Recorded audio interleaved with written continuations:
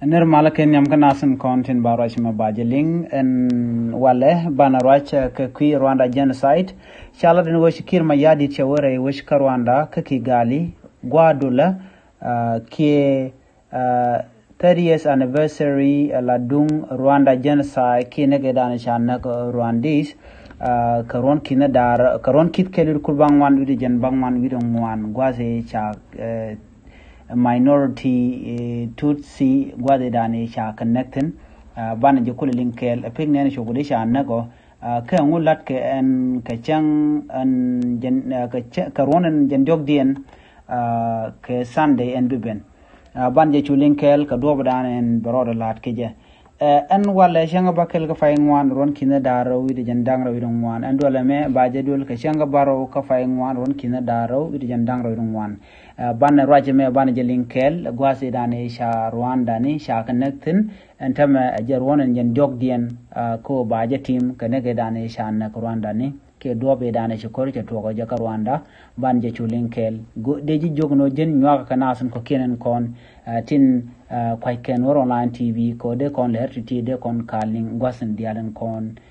men cha kala sej en kirma yadit mo ka jere wishin wini atiem nente kon de shanak re wi ka Rwanda karon kit kelur kul bangwanu jen bangwan wi dum wan kanedi shop kodi ban je linkel ka choro de ladi en kor ban je chu linkel nyaga kanedi ko kien ashir kemen shalin gwa samo shala dinena shala no shikwar ni salpa ke ma yadit shawa ka Rwanda ka tiem ne te shanak ka Rwanda ka korun de shop ka jandang diok kane te shanak ka Rwanda ka Kigali naka ka ron kit kelur kurbang wanu jen bangwan widom wan ron kelur wide kurbang wanu jen bangwan widom wan jer woni dane naka Rwanda ni ere kuramo chane di shop ke kinatu kurdang diech cha connecting ken kin ku dang die akane tin kontin cha yeken cha kabat cha ro mo cha ja kwen kane ti kane ti la Rwanda cha kana ka jer wona moni kane ti kini to ku dang die to shi ko pin ke cha kana ka jan ko allela lat ken wo Rwanda genocide to ko karon kit kel wir kurbang wan wir jen bang wan dum wan anang na shakan nang ninti chop ko kor shala de nono kon kor chetene ke ninti chop ko kor chede ka pes dang diok with the ninti tot ka gwaze dane nak neti kiniti kudang diech re wech ka Rwanda kanete konte nak re we ka Rwanda ka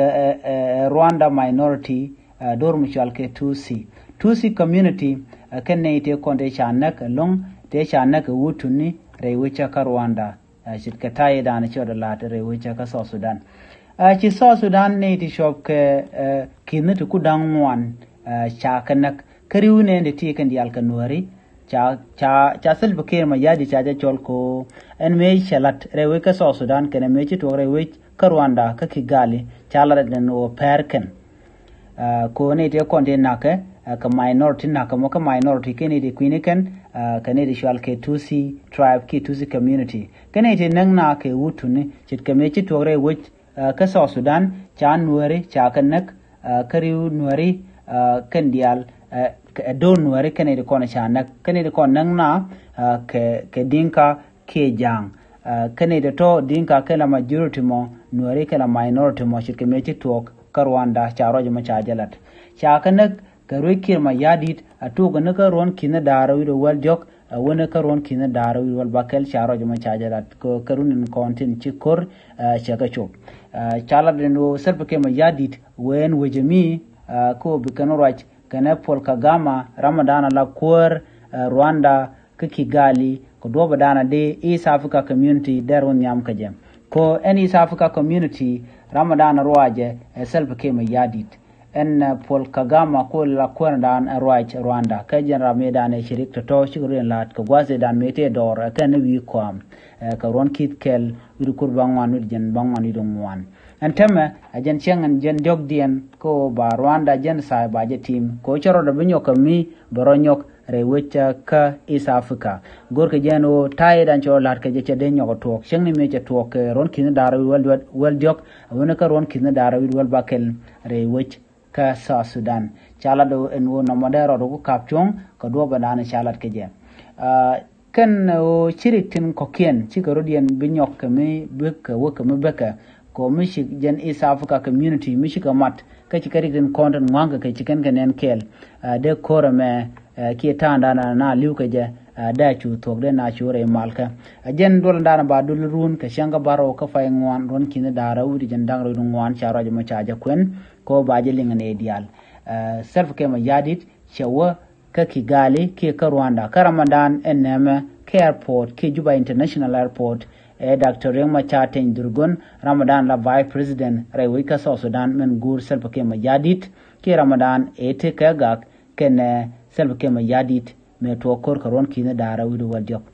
je lera me de linga jan gwasa men wo shikir ma yadit che wore wi ka Rwanda ko ba jen side da ne sha tusi ni sha gan ka je ba je tim keno chero de men nyoko no batene de banak ka East Africa charo jmo chaje kweni nono mi jira me jidit ke jen channel me gor no jen bi je nyoka nasin ko ken